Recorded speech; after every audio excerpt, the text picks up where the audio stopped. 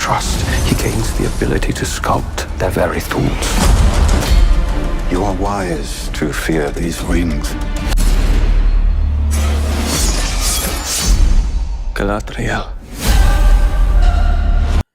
Hello everyone, Dan here from the Next Issue Podcast. On today's video, I'll be doing a review for Rings of Power Season 2, Episode 6, Where Is He? As you know, I'm kind of grouping these reviews by the storylines. The main one here, we do have a few things that kind of are coming together. We have the Celebrimbor storyline with Anatar or Sauron, as to forging the rings of men.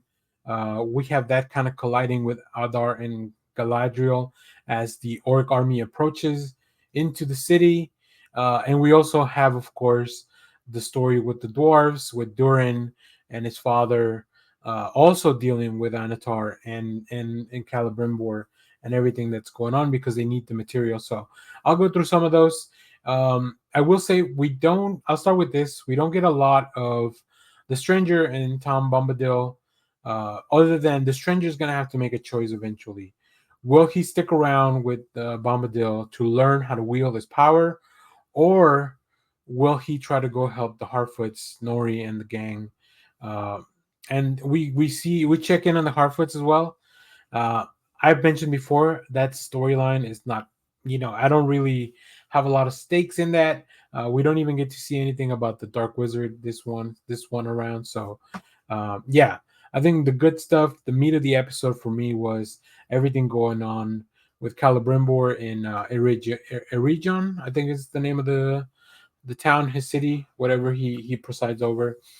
So let's get into it. We do see Aaron there as he kind of dispatches a few orcs in the beginning. But even then, that's not very highly connected. I hope that eventually ties into the Numenor storyline, because I do want his son to go back. I want Elendil's son to kind of go back. So we do see Celebrimbor struggling to forge the Rings of Men, and it's all messing with his mind, right? All this, it's a lot of work.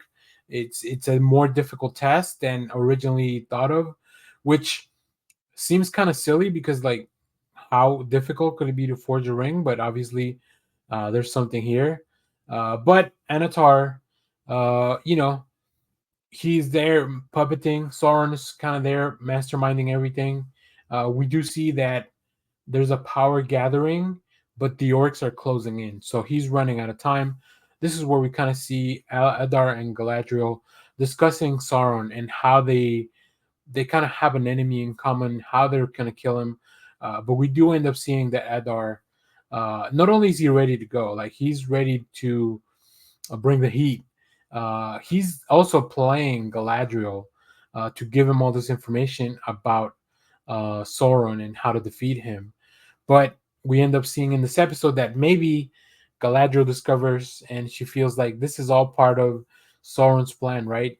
He needs an army, and what better than to take Adar's army of orcs now that he's gathered not only one legion, we see multiple legions show up to this battle at a region which is now under attack. We see a really cool sequence there as well as Sauron starts tricking Celebrimbor with an illusion to trick him into thinking that everything's okay because Celebrimbor keeps questioning his desire, Sauron's desire or Anatar's desire to forge these rings and to kind of keep him confined and away from everyone.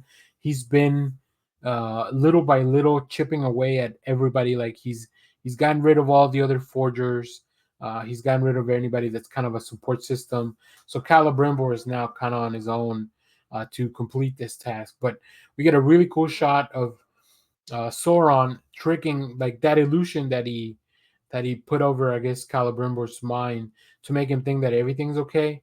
And then, of course, the camera panning around Sauron to reveal that they're actually under siege and they're being attacked, and the city's being attacked. So that was really cool. We'd see some great stuff. I think the actor that plays Sauron is doing such a good job, and he's got such a menacing presence. I think his physicality is kind of what adds a little bit to that. So I'm really enjoying that. We also go to Numenor. This is the second storyline that I was kind of more into because I really like the character of Elendil. Uh, Pharazôn, who is now kind of the king, the ruler of Numenor, is holding a trial, and he will let Elendil go free if he, you know, if he will bend the knee pretty much and accept him as his ruler. But he does not accept. He's a man of honor.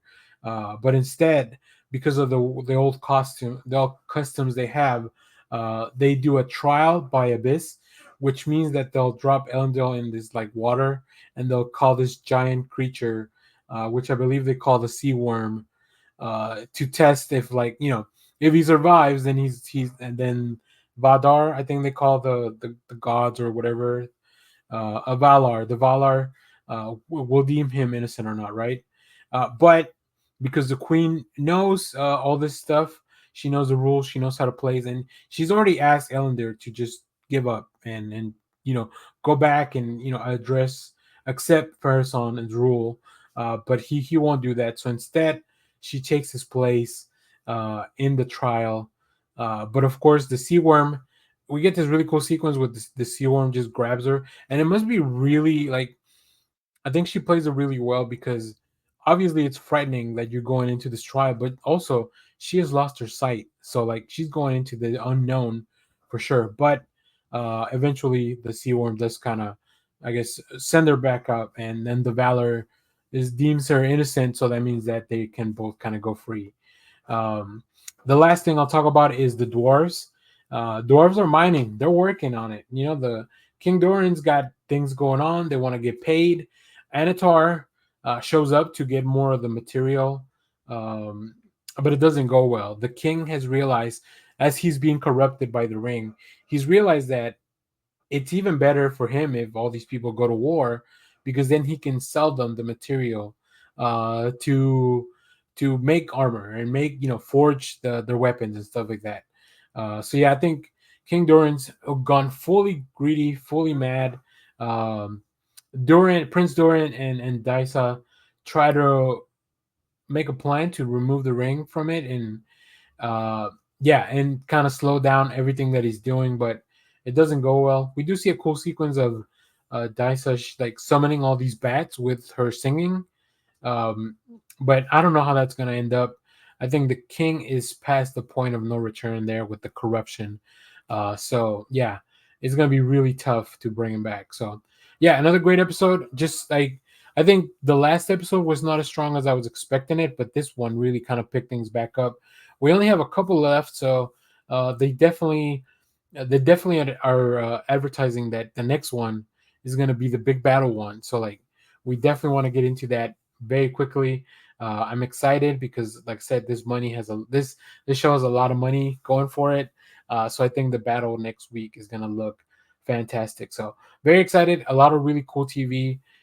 We've been talking about the Rings of Power. Now we're also talking Penguin, Agatha all along. So like, the it's a good time to be a fan of genre things. Even if you don't watch everything, there's a lot of options out there. So if you've seen this episode, let me know what did you think about it down in the comments. As always, thank you for watching, everyone. Remember to share, like, subscribe, hit the bell so you know when we go live. That is most Saturdays, 10 a.m. Central Standard Time. And stay tuned because we have more comic reviews, trailer reactions, TV recaps, all that fun stuff here in the channel. Thanks for watching, everyone. Bye bye.